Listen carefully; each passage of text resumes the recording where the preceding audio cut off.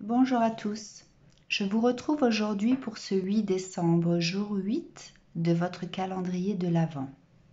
Que représente le 8?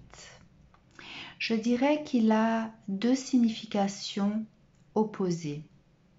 Sa symbolique spirituelle représente la vérité, la sagesse intérieure, le discernement, la justice divine, la clairvoyance.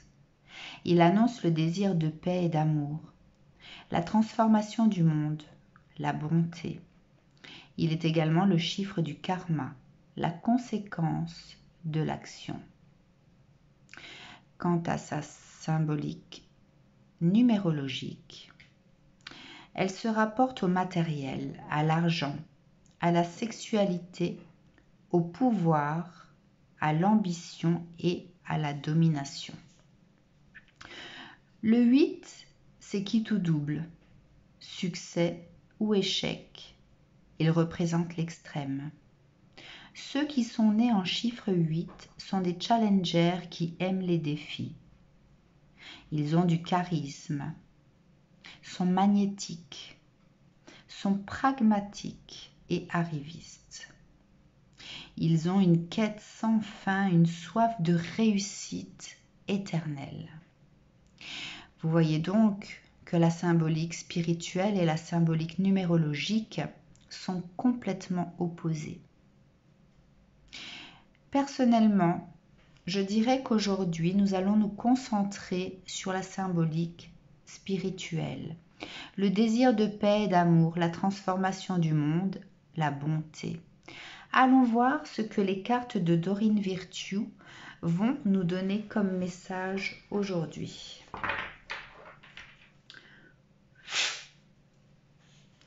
Message pour le 8 décembre, jour 8 du calendrier de l'Avent.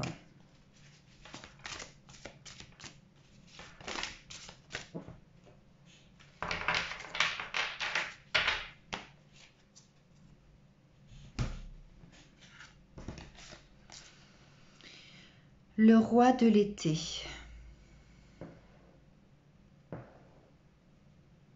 Respectable, dévoué, mature, chaleureux, un amoureux en qui vous pouvez avoir confiance. Excellent conseil venant du cœur, s'impliquer dans une entreprise culturelle ou s'efforcer d'être créatif.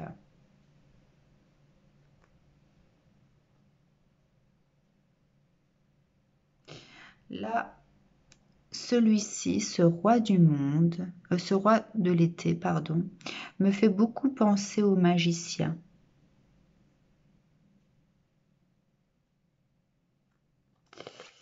Ensuite, le roi de l'automne.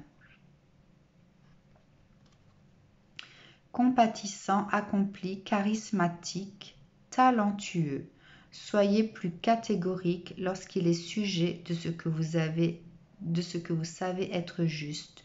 Tout va dans votre sens, une bonne personne ou société pour qui travailler.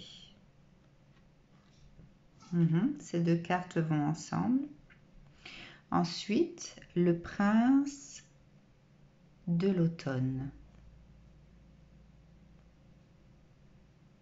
Fiable, protecteur, chevaleresque, plein d'humour, action prudente, message, attention, méticuleuse aux détails, bonté envers les autres.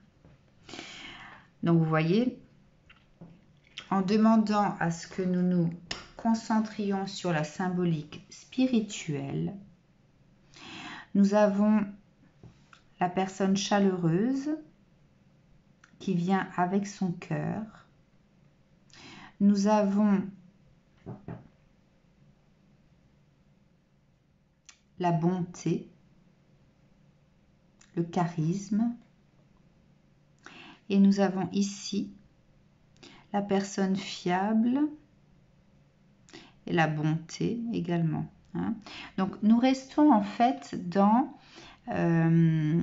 l'esprit du 8 par rapport à la personnalité qui a du charisme, qui est pragmatique également.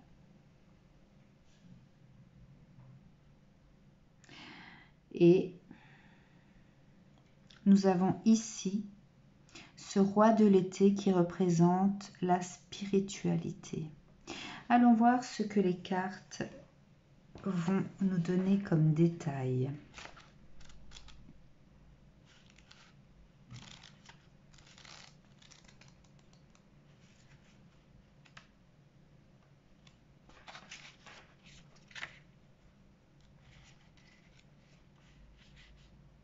Alors, le prince, la reine, le roi de l'été.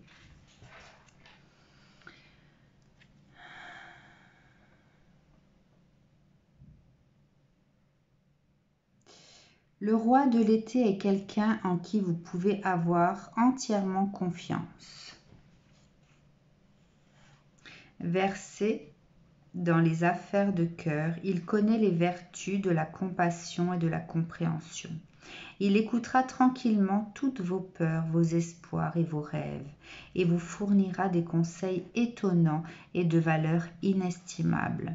Ce roi mène une vie intérieure très riche grâce à ses recherches spirituelles. Charitable, respectable, il peut se montrer chevaleresque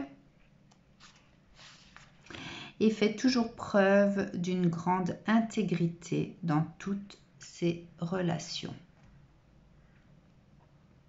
Mais il peut parfois se révéler un peu trop intense. Il a lui-même traversé de nombreuses épreuves. C'est pourquoi son désir de vous protéger peut se manifester en conseils paternalistes. Ce roi est aussi un farouche protecteur des amis et de la famille, de sorte qu'il sera préférable pour vous de parler d'autrui avec bonté en sa présence. Les roses rouges, symboles de l'amour vrai, poussent au pied du roi de l'été. Vous pouvez être sûr que ses intentions sont honorables et ses sentiments véritables. Message supplémentaire offert par cette carte. Un excellent conjoint et parent. Agir en artisan de la paix. Trouver ses compromis entre les intérêts opposés. S'impliquer dans la culture et les arts. Donc voici le messager de la paix, ici en ce roi de l'été.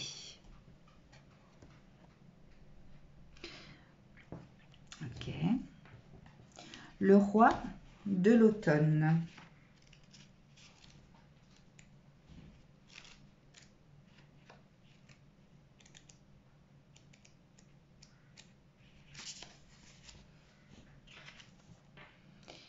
Le roi de l'automne. Alors, le roi de l'automne est un drôle d'oiseau. Il a très certainement un côté Midas. Donc Midas, dans la mythologie grecque, c'est le roi qui demande à Dionysos la faculté de transformer en or tout ce qu'il touche. Incapable de manger et de boire, il finit par supplier le dieu de reprendre son présent. Donc là, on retrouve ce côté, cette soif de réussite, cette quête sans fin, du côté du 8.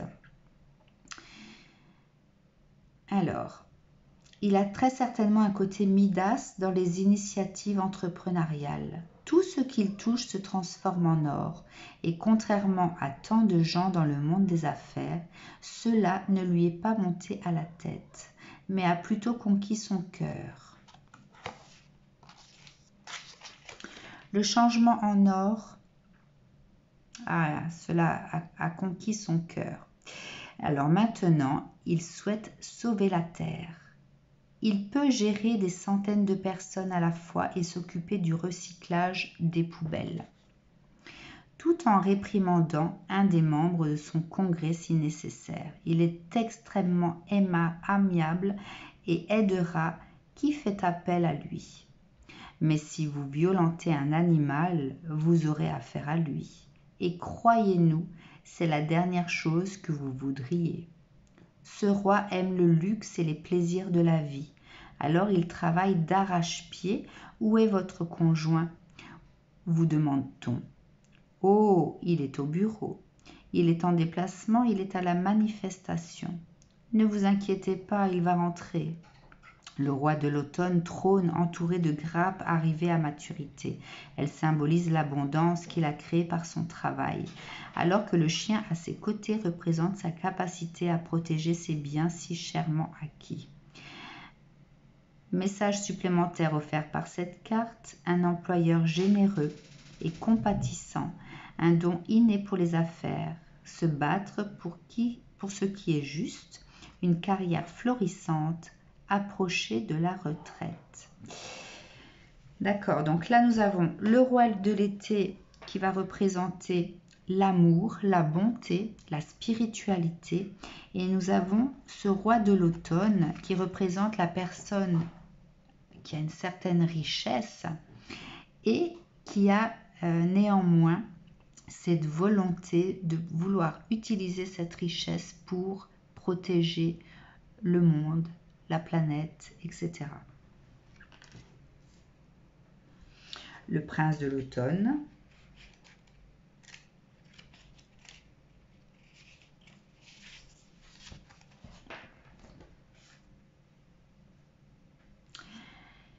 Il n'est pas toujours nécessaire de se précipiter tête baissée dans l'action. Certaines personnes aiment d'abord élaborer un plan, dit le prince de l'automne.